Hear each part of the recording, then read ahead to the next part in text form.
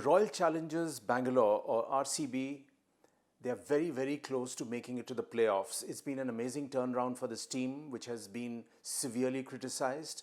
And despite having Virat Kohli as a captain, they've not won a title. They have always struggled for some strange reason. And for me, the most important point is they always lacked balance. Virat Kohli was unable to bring in that sense of balance in the team so far. For the first time in this IPL, that balance is visible, and that could be one of the several reasons behind this turnaround. So let's talk about specifics. To qualify for the playoffs, the teams need to win 8 out of 14 matches. 8 out of 14. RCB has won 5, and they need 3 more wins out of 8 matches. So they have won 5 and they need just 3 more out of 8 matches, and their chances of qualifying are very, very good indeed. So let's look at the openers. When you're talking about the balance, so the openers have given them a good impetus so far. So there's Finch, who is obviously a captain in the limited overs and for his country, and then you have the young Dev, who has come in, and they've both fired pretty well. So they lend a platform for RCB to basically give the others a chance. Then of course there has been this terrific combination of ABD, Villiers and Virat. In one of their last matches, in which ABD gave a magnificent performance, remaining not out, the way he batted, only he could have done it by staying low and back in the crease. And like KP said repeatedly, that he's waiting to analyze the bowlers. So that wait is very important, whether it is a test match or an ODI or a T20. You have to wait till you get a sense as to how you can kick on. And AB has got that right. AB has also been able to hit those sixes again, those monstrous sixes, and 2 of them reached the main road and hit a car. But for me, the most important point in that partnership with Virat was that here you are batting with Virat Kohli, easily the finest modern batsman in the world today. And what does Virat do? He doesn't match AB, he hangs back. He plays a supporting role. He doesn't want the main role because he knows his pal and his great friend AB is firing on all cylinders. It makes no sense for him to also go on the 4th gear. So he hung back. It was a brilliant partnership. It was very intelligent cricket, and it paid dividends for them.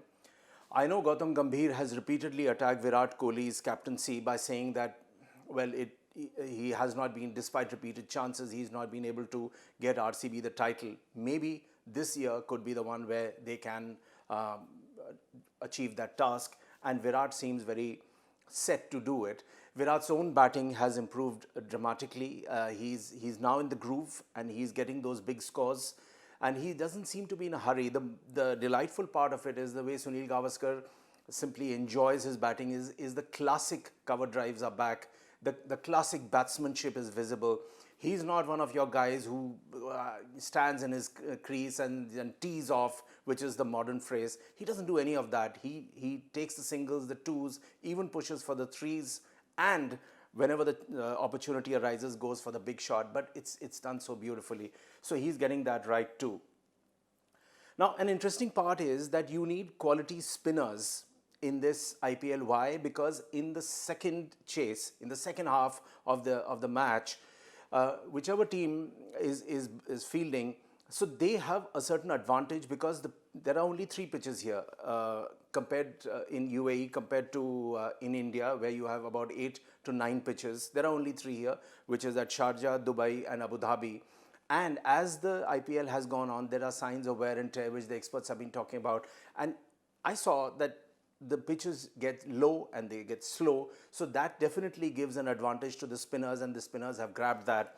So RCB have 2 very good spinners. Chahal, of course, who is an India bowler. He is delightful to watch. He has those variations. He gets that deception of the pitch. Washington Sundar has also come in, who is a good all-rounder, and they make for a great combo. It's unfortunate talking about Kuldeep Yadav, who's now playing for KKR, but that Kulcha combination is more or less over because Kuldeep has not been able to fire. He's had a couple of bad run-ins, and he's warming the bench currently. But let's come back to RCB. So the settle look is good. When it comes to the other bowlers, Chris Morris is an excellent pick according to me, because he's not just a good fast bowler, he is an international fast bowler who knows when to introduce the variations, where to bowl and when, and is a pretty handy batsman. He can win you a match in those tight chases. His coming back is excellent. I know that currently he might not play 1 or 2 matches because of a slight niggle, but Morris is excellent. He's picked up already 5 wickets in 2 matches, coming in a bit late, recovering from injury. You have Udana, the Sri Lankan player, again medium fast, but again has variations, has a lot of match experience, has international experience, and can mix it up very, very well. He's picked 7 wickets in 5 matches. Chahal has so far picked 10 wickets in 7 IPL matches in the season. He is a match winner on his day and mixes those googlies so well. And the delightful part, according to me, while watching Chahal is he doesn't overdo the googly. Maybe like a much younger Ravi Bishnoi, who's more excitable, bowls faster. Chahal can, since he's a very good national level chess player, he can create that web. He entices a batsman, lulls batsman, and then strikes. It's a beauty to watch him. Navdeep Saini, heavily backed by Gautam Gambhir and mentored by Gautam Gambhir, and Gautam said at that point in time that if this boy is picked for the Indian team, he will not disappoint. He won't. He's very fast. He bowls consistently in the 140 Ks, but I feel he lacks international experience. He needs more international exposure. So I'm not sure in a tight battle, in a critical match, how is Navdeep Saini going to bowl in the death overs? And when we talk about the death overs, I always maintain that in recent times, I have never seen a better bowler than Lasith Malinga, who unfortunately is not playing for the Mumbai Indians this season. What a magnificent bowler!